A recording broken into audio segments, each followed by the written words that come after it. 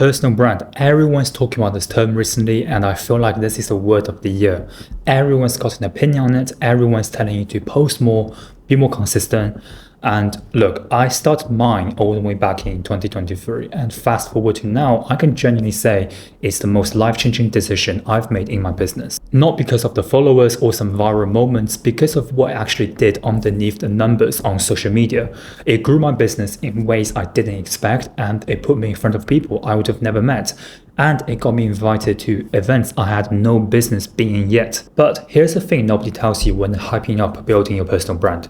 Most people who try this actually fail, not because they're inconsistent or don't know how to talk on camera. It's because they skip this part that actually makes it all work together. And in this video, I'll show you what worked for myself so you can take notes and start building your own. So let's actually start there. Before you post anything, there's an important decision you must make first. And honestly, most people never make it. They just start posting because someone on YouTube told them to be consistent, to post every day. And this decision is basically, what is this actually for? Because personal brand isn't just one thing. You've got people building this to become an influencer, and that's the goal for them. You get brand deals, sponsorships, all of that. And you've got people doing it for UGC, being the face of other people's brands and other people's products. And then there's what I do, which is use it to sell my own service. And look, I know it's all just creating contents and putting out into the world, but these aren't small differences. If you don't actually know which one you're doing, you will end up making contents that's kind of stuck in between. It doesn't build the right kind of trust with the right kind of person, because you're not even being clear on what the trust is even for. And for me, it was never about the influencer path. I didn't really care about having a big following. That was never appealing to me. What I wanted was for the right few people to see what I was doing and go, okay, this guy can help me, and I want that. That's really all it was for me. And once I understand this perspective and this clicked for me, this whole thing existed to sell my own service and not to become known for the sake of being known. It changed what I talk about, how I showed up on camera, because I wasn't trying to speak to everyone. I was just talking to the person I actually wanted to work with. So once you know what you're actually building this for, there's a second thing, and this one's even easier to skip because it feels boring. You have to get very clear on who you're actually talking to, your market, your niche, your service, and the specific audience you're trying to reach. And I know that sounds like the very obvious first step that everyone says, but knowing it and actually sitting down to spend 2 hours writing it out and doing it are two completely different things. Because if you don't, you're just starting creating contents for everyone, anyone who might be interested. And the thing is, everyone is no one. If your contents could apply to basically any person with a phone, then it's not really creating resonance with anybody. I made this mistake at the very beginning. My content was kind of generically helpful. It was for anyone running an online business, anyone who wanted to grow, and it got engagement for sure. But nobody was actually moving towards working with me because I haven't decided who I was even trying to move forward with my contents. I haven't nailed down my niche, I haven't nailed down what an actual service even solved, and because of this, the audience was broad.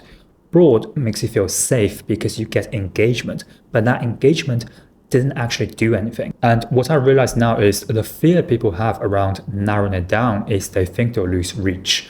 Like if I only talk into one specific type of person, I'm basically shutting everyone else out. But that's actually working backwards.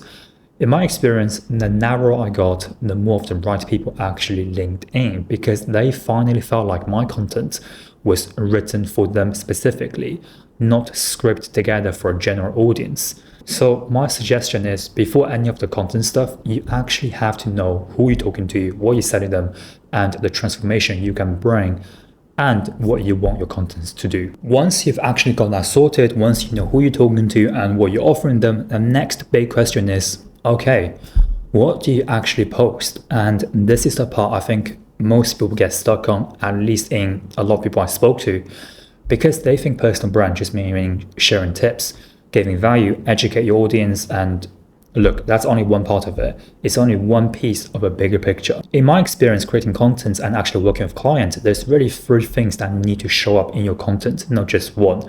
The first is a very obvious one, the one I mentioned earlier, the value and the educational stuff. Teaching what you know, sharing your process, the actual useful stuff people can take and use later today. That's table stakes. And honestly, that's just the entry point. But if that's just all you post, you become interchangeable. People can get value from hundreds of different accounts. So value on its own doesn't build trust, it just builds awareness. The second piece is the personal side, and this is what makes it different and makes a personal brand personal, which is your stories, your actual life, your life experiences, the way you think about different things that isn't the same as everyone else in your industry. And this is a part that turns I learned something into I actually like this person. Because right now, people don't just follow information, people follow people. And if you just take out the personal side out, then you are just a walking PDF document. And then there's a final piece, which I think this is the part that people skip the most. And this is your belief and your values. What you actually stand for, what you think is broken about how your industry does things, what you refuse to do, even if it would make you more money. Because that's what creates conviction. That's what makes someone go, this person isn't just selling me something, they actually believe in what they're saying. And when I started weaving that in, actually saying what I disagreed with, not just staying neutral and staying safe, that's when people stopped just watching and started actually reaching out to me. Like for me, one belief I always talk about a lot is that more clients isn't actually the goal for me, which honestly goes against everything the online business world tells you. But I used to run an agency, I was chasing volume, I was saying yes to almost anyone who could pay me. And from the outside, it looks great. I was busy, I was growing a small team, but from the inside, I was working constantly with barely any room to breathe, any freedom. So when I built my business right now, the Lifestyle Studio, I built it on the opposite belief, with less clients, with the right clients, and actually protecting my time and my peace as the whole point. And this is something I'll turn work away for. So when I post about choosing 3 clients, 5 clients over 30 or 50 clients, that's not just content to me. That's just what I actually believe running a business should feel like. So that's the content side sorted. I hope you're keeping track. But there's something I need to address here, because I know a lot of people are thinking watching this. You're probably thinking, okay, that's nice, but I don't have a huge following. So how much can a personal brand actually do for me, for my career, for my business? And that's the exact assumption I want to break down right now. Because I built this whole thing without ever chasing a big audience, as I mentioned at the very start of this video. And it's still the most profitable thing I've ever done in my business. The truth nobody really says online is that micro doesn't mean small money. I think we've all just been conditioned to link audience size with income, like the two of them have to move together, and they don't. Not when you're using a personal brand to sell a service. What actually matters is the depth of the trust with a small number of the right people, not the width of the reach with a bunch of strangers who will never convert. My audience size was never big and still isn't, compared to what a lot of people picture when they hear personal brand. And yet this is the thing that brought in 5 figures per month at like 80% profit margin with no big team, no chasing volume, just a small number of the right people finding me and actually feel connected to what I share.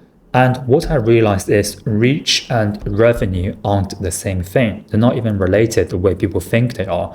You can have a huge following and still struggle to convert any of it because the trust isn't there, it's just attention.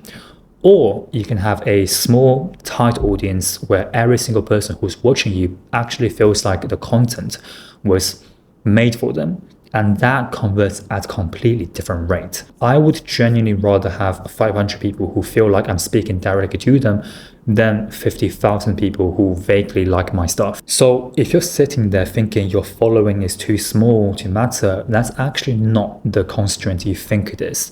What actually is important is whether the people watching your content feel seen, whether your content is specific enough that they go, oh wait, this is literally my exact situation. This is worth more than reach every single time. Now, none of this happened overnight, and I think that's worth saying because a lot of how I built this video skips straight to the part that worked. They don't share with you, they don't show you the version that didn't. So let me be honest about the building part a little bit. When I first started posting, I was doing what I think most people do. I was just going to post whatever felt useful, whatever felt valuable that week. So there's no real thread connecting any of it. Some weeks I would post about mindset because I was into it. Some weeks I would post about tactical value information, and some weeks I'll just repost something I saw someone else say and just add my own perspective onto it. And it did fine. Nothing bad really happens, but nothing really compounded either. It just felt like I was starting over every single time I posted, every single week, because there was no through line. Nobody was building a picture of who I actually was. What changed for me wasn't some big moment of breakthrough. It was just consistency around to the right things. So once I actually knew who I was talking to and combined the value and the personal side and what I actually believed, every post started adding to the previous one, instead of just standing alone. People weren't meeting me for the first time every time they see my post. Every time they saw my content, they were getting to know me little by little over weeks and months. The same way you'd get to know anyone in the real world. And that's really just the whole point of all of this, if I'm honest. By the time someone actually got on a Zoom call with me, they weren't meeting a stranger for the first time. They already knew how I think, what I believed, whether they liked me or not, before we ever spoke. The brand did that in the background before any conversation even happened. And that, more than any tactical information, is what actually changed my business. So that's really it. Know what you're actually building this for, know who you're talking to before you post anything, add in the value, the personal side, and your values, your beliefs, all three of them, and then just let it compound. It's not complicated, there's no secret trick I left out, but it just takes longer than people wanted to. And most people quit right before it starts working, because the first few months, it generally feels like nothing's happening. And look, if you're sitting there thinking, this all makes sense, but actually doing it is a completely different story, you're right, it is. Getting clear on your own market, your own story, what you actually believe, when you're the one standing inside it, that's the hardest part. It's way easier to see it in someone else's than your own. So if you're in that spot where you know a personal brand can actually change something for your business or your career, but you're not sure where to even start or just putting it all together, just DM me on Instagram, tell me a little bit about your situation, where you're at, and we can walk it through together what that could look like for you. So yeah, I'll speak to you soon.